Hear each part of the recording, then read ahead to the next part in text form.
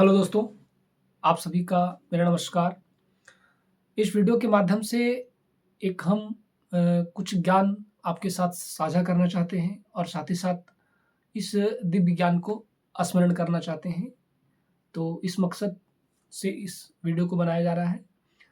तो ये जो हम सभी जानते हैं कि 15 तारीख को महाशिवरात्रि आने वाली है और है। तो उस दिन कुछ महत्वपूर्ण स्तुतियाँ गाई जाती है भगवान शिव के समक्ष। उन्हें स्मरण किया जाता है, उन्हें आवाहन किया जाता है। तो उसमें उन्हीं में से एक बहुत ही सुंदर और प्रिय स्तुति है, जो लिखा गया है श्री गोस्वामी तुलसीदास जी द्वारा। गोस्वामी तुलसीदास के द्वारा जो रुद्राष्टकम, जिस स्तुति का नाम है रुद्राष्टकम, उसका हम आपको संस्कृत के साथ-साथ इसका हिंदी अनुवाद भी करके ज्ञान को साझा करेंगे और साथ ही साथ हम इसके साथ उसको स्मरण भी करेंगे।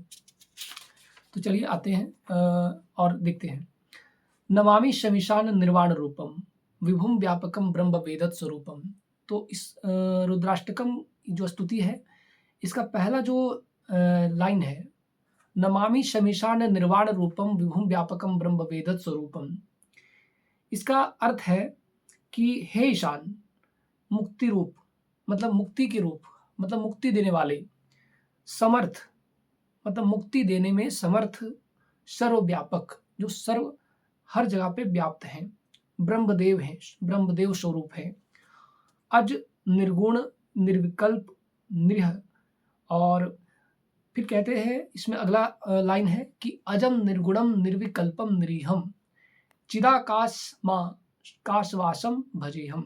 जिसका अर्थ है कि चित स्वरूप है, आकाश के समान सर्वत्र व्याप्त है, ऐसे में आपको मैं नमस्कार करता हूँ। इसका अर्थ है कि हे ईशान, मुक्ति रूप, समर्थ, सर्वव्यापक, ब्रह्मदेव स्वरूप, अज निर्गुण निर्विकल्प निरीह चित स्वरूप, आकाश के समान। आकाश जैसे कि हर जगह व्याप्त है, उसी प्रकार भगवान शिव भी हर जगह पर व्याप्त हैं, हर जगह विद्यमान है। ऐसे में आपको नमस्कार करता हूँ। अगली पंक्ति है कि निराकार ओमकार मूलम तुरीयम गिरा ज्ञान गोती तमीशम गिरीशम करालम महाकाल कालम कृपालम गुनागार संसार पारहम नतोहम।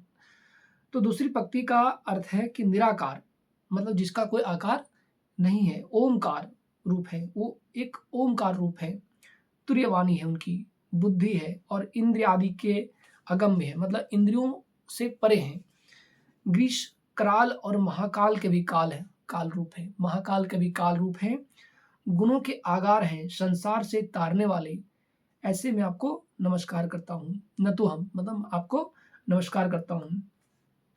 अगली है कि मनोभूत तुषाराद्रि शंकाश गौरम गभीरम, तुषाराद्रि शंकाश गौरम गभीरम मनोभूत कोटि प्रभासी शरीरम। इसका अर्थ है कि आप हिमालय के समान श्वेत वर्ण है। जिस प्रकार से हिमालय हिमाद्रि से ढका हुआ है, बर्फ की चादरों से ढका हुआ है, उसी प्रकार हिमालय के समान आपका श्वेत वर्ण है। गंभीर करोड़ों कामदेव के समान कांतिमान शरीर वाले, कि आपके शरीर से कामदेव समान कांतिमान शरीर वाले मस्तक और साथ ही साथ गंगा को लहराने वाले भाल, स्थल में चंद्रकला से विभजित कंठ प्रदेश में सर्प मालधारी है। लसत भाल वाले दो कंठे भुजंगा, कि आपके मस्तक पर गंगा लहराने वाले भाल स्थल में चंद्रकला से विभूषित कंठ प्रदेश में सर्प मालाधारी है। मतलब कि आपके कंठ प्रदेश में, मतलब कि भगवान शिव के कंठ को कंठ प्रदेश के नाम से इसमें आवाहन किया गया है। अगली पंक्ति है कि प्रसन्नाननम नीलकंठम दयालुम मृगाधीश चरमांबरम मुंडमालम प्रियम शंकरम सर्वनाथम भजामि। इसका अर्थ है कि आपके कानों में कुंडल हिल रहे हैं, आपके नेत्र विशाल और सुंदर हैं, प्रसन्न मुख, नीलकंठ स्वरूप दयालु है। आगे की है कि मृगाधीश चरमांबरम मुंडमालम प्रियम शंकरम सर्वनाथम भजामि, कि व्याघ्र चर्म वस्त्रधारी हैं, कि आप व्याघ्र अर्थात बाघ के खाल का आप वस्त्र धारण करते हैं, मुंडमाला से विभूषित समस्त सच चराचर के नाथ ऐसे भगवान शंकर को मैं नमस्कार करता हूँ। अगली पंक्ति है कि प्रचंडम प्रकष्ठम प्रगल्भम परेशा अखंडम भजम भानुकोटि प्रकाशम। इसका अर्थ है कि प्रचंडम सर्वश्रेष्ठ, प्रगल्भ परमेश्वर, कोटि सूर्य के सदृश प्रकाशमान है, कि हजारों सूर्य के समान आपकी ज्योति तीव्र है। त्रिभुवन के शूलनाशक, हाथ में त्रिशूलधारी और ऐसे भावगम्यम भवानीपति मैं आपका भजन करता हूँ। तो इसी प्रकार है कि त्रिशूल निर्मूलन शूलपाणिम भजेहम भवानीपतिम भावगम्यम। अगली 7वीं पंक्ति है कि कलातीत कल्याण कल्पांतकारी, कलातीत है वो, कलातीत कल्याण कल्पांतकारी सदा सच्चिदानंद दाता पुरारी। आप कला रहित हैं, कल्याणकारी हैं तथा कल्प का अंत करने वाले हैं, कष्टों का अंत करने वाले हैं। सत्पुरुषों को आनंददायक, सत्पुरुष जो ऐसे पुरुष जो सत्पुरुष हैं, जिनका आप आनंददायक हैं, आनंद देने वाले। त्रिपुर नामक असुर के विनाशक हैं, आप त्रिपुर नामक राक्षस के विनाशक हैं। चिद आनंद स्वरूप हैं, मोह विनाशक हैं, कामदेव के सूत्र हैं। ऐसे हैं प्रभु, आप मुझ पर प्रसन्न हो, इसलिए हम कहते हैं कि प्रसिद्धो प्रसिद्धो प्रभु मनमधारी। अगली लाइन है कि ना